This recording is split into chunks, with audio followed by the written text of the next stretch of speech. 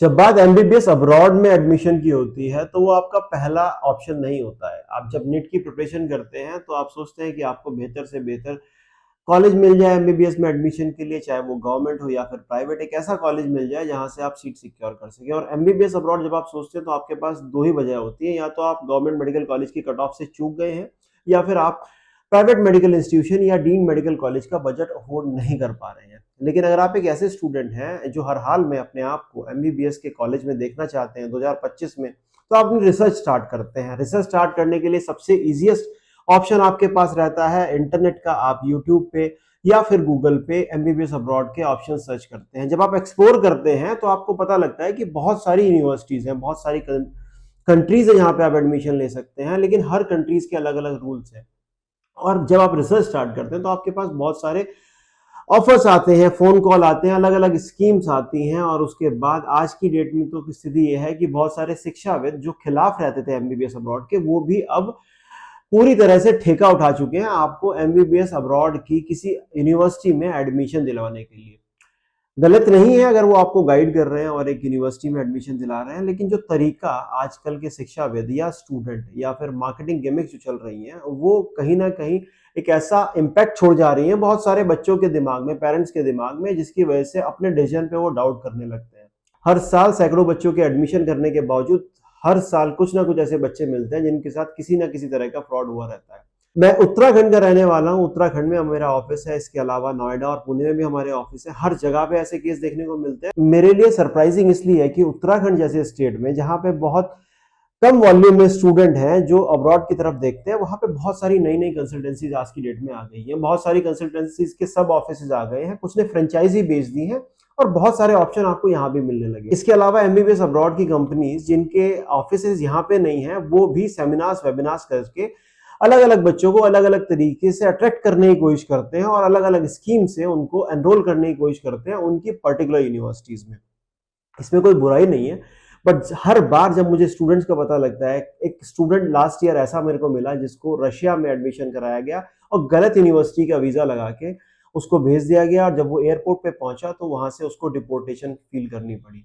तो सबसे इंपॉर्टेंट चीज समझने वाली ये है, अगर आप एमबीबीएस अब्रॉड में एडमिशंस देख रहे हैं तो आपको किसी भी मार्केटिंग गिमिक्स की तरफ नहीं जाना है। कौन से ऐसे फैक्टर्स हैं जो आपको अवॉइड करने हैं, इस वीडियो में हम बात करेंगे। कौन सी ऐसी चीजें हैं जो आपके लिए एक रेड फ्लैग हो सकती है, इस वीडियो में हम बात करेंगे। और डिटेल में बात करेंगे कि कौन सी यूनिवर्सिटीज, कौन से ऑप्शंस आपके लिए, कौन सी कंट्रीज में ऑप्शन आपके लिए बेहतर रहने वाले हैं। सबसे पहले हम बात करेंगे उस लुभावने ऑफर की जिसमें हर स्टूडेंट और हर पेरेंट फंसने के चांसेस रहते हैं। सबसे पहले बात होगी वन टाइम पैकेज की। ऐसी बहुत सारी यूनिवर्सिटी हैं जिनके अंदर ऑलरेडी जो फीस स्ट्रक्चर है वो बहुत ही धूमिल है, मतलब स्पष्ट नहीं है कितनी उनकी ट्यूशन फीस है, क्योंकि वो किसी पर्टिकुलर कंसल्टेंसी या किसी पर्टिकुलर कॉन्ट्रैक्टर के थ्रू गवर्न होती है। ऐसी यूनिवर्सिटीज में एक और ऑफर आपको देखने को मिलेगा। अगर आपका टोटल एक्सपेंडिचर, एजुकेशन, आपकी लिविंग कॉस्ट, आपकी फूडिंग अगर 40-45 लाख के पास जा रही है, तो वो आपको ऑफर करेंगे कि अगर आप वन टाइम पेमेंट करते हैं, फर्स्ट ईयर के अंदर ही अगर आप वन टाइम पेमेंट करते हैं, जो कि आपका उस पर्टिकुलर अमाउंट से लगभग 30-40% कम होगा। यानी कि अगर 40 लाख रुपए का पूरा खर्चा आने वाला है और आप 28-30 लाख रुपए फर्स्ट ईयर में ही खर्च कर देंगे, चाहे आप अपनी जमीन बेच के लाएं, चाहे आप लोन लेके आए, लेकिन आपको उससे 10-12 लाख रुपए का बेनिफिट होगा। और आप हमारे साथ यानी कि उस कंसल्टेंसी के साथ एक कॉन्ट्रैक्ट करके ये चीज इंश्योर कर सकते हैं कि आने वाले 6 साल के अंदर जब आपका बच्चा वहां पे पढ़ेगा, उसकी ट्यूशन फीस, उसका हॉस्टल, उसका मेस, वो सारे एक्सपेंडिचर वो बेयर करेंगे। कभी भी इस तरह की वन टाइम पैकेज वाली स्कीम में जाने की जरूरत आपको नहीं है। अगर किसी यूनिवर्सिटी का fees structure semester wise design हुआ है, ईयरली डिजाइन हुआ है, तो आप कोशिश कीजिए कि अपनी सारी ट्यूशन फीस अपने थ्रू ही जमा करें। लास्ट ईयर में मैंने बहुत सारे स्टूडेंट ऐसे देखे हैं जिनकी फीस कभी यूनिवर्सिटी पहुंचती नहीं है, उसके बाद सिर्फ वो स्ट्रगल करते रहते हैं। और अगर फर्स्ट ईयर की फीस पहुंच भी जाए तो जो कॉन्ट्रैक्ट आपके साथ साइन किया था आपके कंसल्टेंट ने, उसमें कंडीशन होती है, वो कंडीशन होती है कि अगर आप उस यूनिवर्सिटी में पढ़ते हुए स्कोर नहीं कर पाए या फेल हो गए तो वो आपका कॉन्ट्रैक्ट वहीं टर्मिनेट हो जाएगा। किसी भी तरह के कंडीशनल स्कीम पे आपको नहीं जाना है। ये एक पहला ऑप्शन है, ये एक पहली हिदायत है जो मेरी तरफ से उन सभी स्टूडेंट को रहेगी जो चाहते हैं एक अच्छी यूनिवर्सिटी में एडमिशन, लेकिन कुछ डिस्काउंट की वजह से वो वन टाइम पैकेज की तरफ जाते हैं। तो वन टाइम पैकेज किसी भी यूनिवर्सिटी की तरफ से ऑफर नहीं होगा, आपको कॉन्ट्रैक्टर ही ऑफर करेगा, और कॉन्ट्रैक्टर 100% आपको परेशान करेगा। अगर आपने उसे वन टाइम पेमेंट कर दिया, उसके बाद हो सकता है आपका एडमिशन ना भी हो, या फिर अगर हो जाए तो आप उस कोर्स को कभी कंप्लीट ही ना कर पाए। सेकेंड ऑप्शन जो रहता है आज की डेट में स्कॉलरशिप का स्कैम इस लेवल पे चल रहा है कि बहुत सारी कंसल्टेंसीज, बहुत सारे एजुकेशन हाउसेज भी उसमें इन्वॉल्व हैं जो स्कॉलरशिप कमिट करते हैं। और स्कॉलरशिप कमिट करने के साथ आपको एक कंडीशन जो बताई नहीं जाती स्टार्टिंग में, वो कंडीशन हमेशा रहती है। किसी भी हिडन कंडीशन की स्कॉलरशिप आपको कभी नहीं मिलेगी। अगर एक यूनिवर्सिटी के अंदर 400 बच्चों का एडमिशन हो रहा है और उसमें से सिर्फ 10 बच्चों का ही स्कॉलरशिप में नाम आएगा, तो बाकी के जो 360 बच्चे हैं, यानी कि 90% स्टूडेंट हैं, उनको स्कॉलरशिप नहीं मिलेगी। और उस स्कॉलरशिप के एवज में वो ऑलरेडी एक एक्स्ट्रा फीस चार्ज करते हैं। तो अगर आप किसी भी एमबीबीएस अब्रॉड यूनिवर्सिटी में एडमिशन देख रहे हैं तो याद रखिए, कोई भी कंडीशनल स्कॉलरशिप आपको मिले इस बात की गुंजाइश ना के बराबर है। इसके अलावा एक और तरह का स्कैम स्कॉलरशिप को लेके चल रहा है। मान लीजिए किसी कॉलेज की फीस 3 लाख रुपया है और उसी कॉलेज की फीस आपको बढ़ा के 4 लाख रुपए बताई जाती है। उसके बाद फिर वो 1 लाख रुपया आपको स्कॉलरशिप के रूप में रिटर्न कर दिया जाता है। तो ये एक ऐसा स्कैम है जिसकी आपको नॉलेज होनी चाहिए। अगर किसी यूनिवर्सिटी में आप एडमिशन लेने जा रहे हैं तो उसका फीस आपको डे 1 से पता होना चाहिए और ऑफिशियल चैनल से पता होना चाहिए, सो दैट जो फीस आप डिपॉजिट कर रहे हैं वो एक्चुअल और ट्रू फीस हो। ये दो ऐसे ऑप्शन हैं जो मॉनेटरी टर्म पे आपको बड़े लुभावने लग सकते हैं और इसकी वजह से आपका बहुत नुकसान भी हो सकता है। इसके अलावा दो और ऐसे फैसिनेटिंग फैक्टर इस समय पे कंसल्टेंट और बहुत सारे एजेंट और बहुत सारे एजुकेशन हाउसेस बेच रहे हैं जो कहीं से कहीं तक भी रेलेवेंट नहीं है। एनएमसी गाइडलाइंस मैंने डिस्कस की थी लास्ट अपनी वीडियो में। एनएमसी गाइडलाइंस से मैंने एक फैक्टर बताया था कि आप किसी भी यूनिवर्सिटी से पढ़ाई करें, आपके जो मीडियम ऑफ इंस्ट्रक्शन है वो इंग्लिश ही होना चाहिए। अभी बहुत सारी यूनिवर्सिटी और बहुत सारी कॉलेजेस ऐसे हैं जहाँ पे मीडियम ऑफ इंस्ट्रक्शन अलग होता है। जर्मनी के, लेट्स सपोज जर्मनी के कॉलेज के लिए अगर आप ट्राई करते हैं तो वहाँ पे एजुकेशन फ्री है, लेकिन उसी स्टूडेंट के लिए जिनको जर्मन आती है। अगर आपको जर्मन आती है और आप जर्मन में भी पढ़ाई करते हैं तो हो सकता है कि अपना करियर आप जर्मनी में बिल्ड कर ले, लेकिन आप कभी भी भारत में डॉक्टर नहीं बन पाएंगे। तो अगर आप एक ऐसे स्टूडेंट हैं जो भारत में आके अपनी प्रैक्टिस करना चाहते हैं तो इन सब चीजों को भी अवॉइड करिए। लेकिन अगर आप मन बना चुके हैं कि आपको जर्मनी में ही सेटल होना है तो आप एक राइट पाथ लेके, एक एक्यूरेट कैलकुलेशन लेके अपना डिसीजन लीजिए। इसके अलावा जो स्टूडेंट नीट क्वालिफाई नहीं कर पाते, देखिए अगर आप लास्ट 2 इयर्स में भी नीट क्वालिफाई किए हैं तो एमबीबीएस अब्रॉड के लिए आप वैलिड हैं, आप जाके पढ़ाई कर सकते हैं और जब आप आएंगे तो आप नेक्स्ट का एग्जाम दे पाएंगे, एफएमजी का एग्जाम दे पाएंगे। बट अगर आपने नीट क्वालिफाई नहीं किया है तो किसी भी सूरत में भारत में आप आके प्रैक्टिस नहीं कर पाएंगे, चाहे आप अपने पढ़ाई के एडमिशन लेने के बाद भी नीट क्वालिफाई करें, आप बिल्कुल भी एडमिशन नहीं ले पाएंगे। इसके अलावा बहुत सारे स्टूडेंट ऐसे ही मिलते हैं जिनके एग्रीगेट परसेंटेज 12th में 50% से बिलो होती है, चाहे 1 या 2 नंबर से भी कम हो।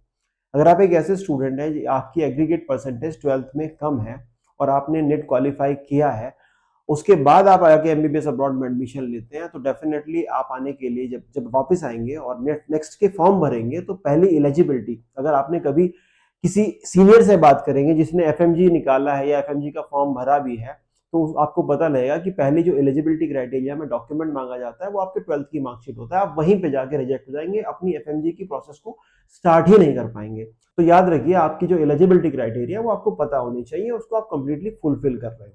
एक और फैसिनेटिंग फैक्टर है जो हाल ही में मैंने बहुत ज्यादा मार्केट होते हुए देखा है, बहुत सारे स्टूडेंट इसको कंफ्यूज रहते हैं लेके, जिसमें आती हैं अमेरिकन नाम से यूनिवर्सिटीज। ऐसी यूनिवर्सिटीज जो कैरेबियन आइलैंड में है या नॉर्थ अमेरिका में है और वो यूनिवर्सिटीज में जाके आपको कमिट किया जाता है कि आपका पाथवे यूएसए का बहुत इजी हो जाएगा।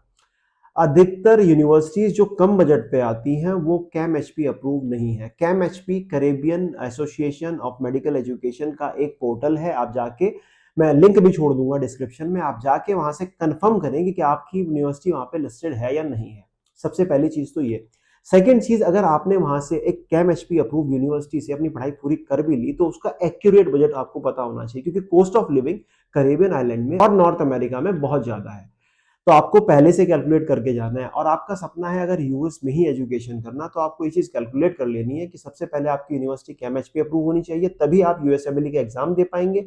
यूएसएमएलई के एग्जाम क्लियर करने के लिए आपको प्रिपरेशन उस तरह की करनी पड़ेगी। जितनी भी यूनिवर्सिटी कैरेबियन आइलैंड में है उनके अंदर 5 ईयर एजुकेशन है, वो इंटर्नशिप या लाइसेंस नहीं देते हैं, तो आप इंडिया में वापस नहीं आ पाएंगे।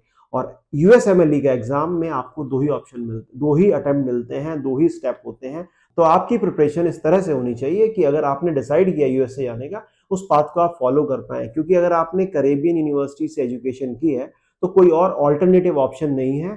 क्योंकि जो इमिग्रेशन और जो पॉलिटिकल सिचुएशन है इस समय, अमेरिका का जो स्टैंड है इमिग्रेशन को लेके वो बहुत स्ट्रिक्ट है और उसमें किसी भी तरह की ढिलाई आगे आने वाले समय में आपको देखने को नहीं मिलेगी। ये ऑप्शन बहुत ध्यान से आपको लेके चलना है। इसके अलावा बहुत सारे कंसल्टेंट ऐसे भी हैं जो आपको आपकी यूजी एजुकेशन के साथ आपकी पीजी एजुकेशन फ्री में प्रोवाइड करने का दावा करते हैं, चाहे वो यूएस हो या किसी भी ऐसी फैसिनेटिंग कंट्री का नाम देते हैं जहां पे लोग बहुत जल्दी प्रभावित हो जाते हैं उस कंट्री के नाम से। तो अगर आप एक ऐसे स्टूडेंट हैं जो यूजी में एडमिशन ले रहे हैं तो आप मान के चलिए तो पीजी कोर्सेज में एडमिशन के लिए भी आपको सेम पाथवे फॉलो करना पड़ेगा। और इंडिया के अंदर किसी भी फॉरेन यूनिवर्सिटीज जो सीआईएस कंट्रीज हैं उनकी पीजी वैलिड नहीं होती है। आपको बहुत कैलकुलेट करके डिसीजन लेना है। अगर आप एमबीबीएस करने के जा रहे हैं यानी कि मेडिसिन का यूजी कोर्स करने जा रहे हैं तो आपको ये चेक कर लेना है कि उसके बाद जो ये पाथवे होगा आपके लिए वो क्लियर है या नहीं है। ये सारे वो ऑप्शन हो गए जो सबसे ज्यादा इस समय ट्रेंडिंग में है, चाहे वो मॉनेटरी टर्म्स पे जाके आपको लुभावनी स्कीम देनी हो या फिर किसी कंट्री के नाम पे आपको कोई ऐसी यूनिवर्सिटी सेल करनी हो जो एनएमसी गाइडलाइन फॉलो नहीं कर रही है। इसके अलावा जो सबसे इंपॉर्टेंट चीज आपको ध्यान रखनी है जब भी आप एडमिशन ले रहे हो किसी भी फॉरेन यूनिवर्सिटीज में, चाहे वो किसी भी कंट्री में हो, आपको किसी भी ऐसी यूनिवर्सिटी में एडमिशन नहीं लेना है जो रिसेंटली डेवलप हुई है, जिसके अंदर फॉरेन मेडिकल स्टूडेंट्स नहीं है, जिसके अंदर इंडियन मेडिकल स्टूडेंट ऑलरेडी नहीं पढ़ रहे हैं। अगर आप एकदम ही नई नवेली यूनिवर्सिटी में जा रहे हैं जो रिसेंटली ही अप्रूव्ड हुई है उस कंट्री से, तो डेफिनेटली जब आप पढ़ के आएंगे आपको चैलेंज फेस करने पड़ेंगे। ऐसी बहुत सारी डमी यूनिवर्सिटीज स्थापित की गई थी बहुत समय में, बहुत डमी यूनिवर्सिटीज ऑलरेडी एनएमसी ने कंप्लेंट करके बंद करवाई हैं। ऐसे बहुत सारे डमी यूनिवर्सिटीज थी अर्मेनिया में, किर्गिस्तान में। इसके अलावा अगर मैं बात करूं और भी बहुत सारी कंट्रीज में डमी यूनिवर्सिटीज हैं। तो किसी भी ऐसी यूनिवर्सिटीज में एडमिशन मत ले लेना क्योंकि उसकी फीस कम है और वो नई यूनिवर्सिटी है, आपका बजट कम रहेगा। अगर आप बजट अफोर्ड नहीं कर पा रहे हैं, बेहतर रहेगा आप ऑल्टरनेटिव ऑप्शन देखें, ना जाए एमबीबीएस अब्रॉड करने, बजाय इसके कि 6 साल के बाद आप पछताते रहें।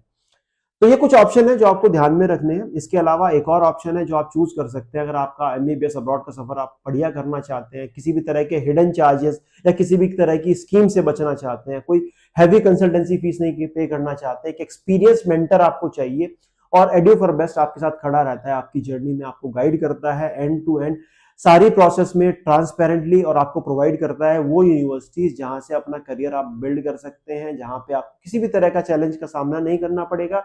हम ऑलरेडी बहुत सारी यूनिवर्सिटीज में स्टूडेंट को गाइड कर चुके हैं, एडमिशन करा चुके हैं। बहुत सारे स्टूडेंट हमारे ऑलरेडी स्टेबल हैं अपने करियर में, वो अपनी पढ़ाई पूरी करके एफएमजी क्लियर करके हॉस्पिटल्स में जॉब कर रहे हैं। Apart from this authorise representative हैं बहुत सारी यूनिवर्सिटीज के। तो अगर आप एमबीबीएस अब्रॉड में एडमिशन देख रहे हैं 2025 में, तो ये सही समय है जब अपनी रिसर्च स्टार्ट करके अपने लिए आप एक अच्छी यूनिवर्सिटी में सीट सुनिश्चित कर सकते हैं।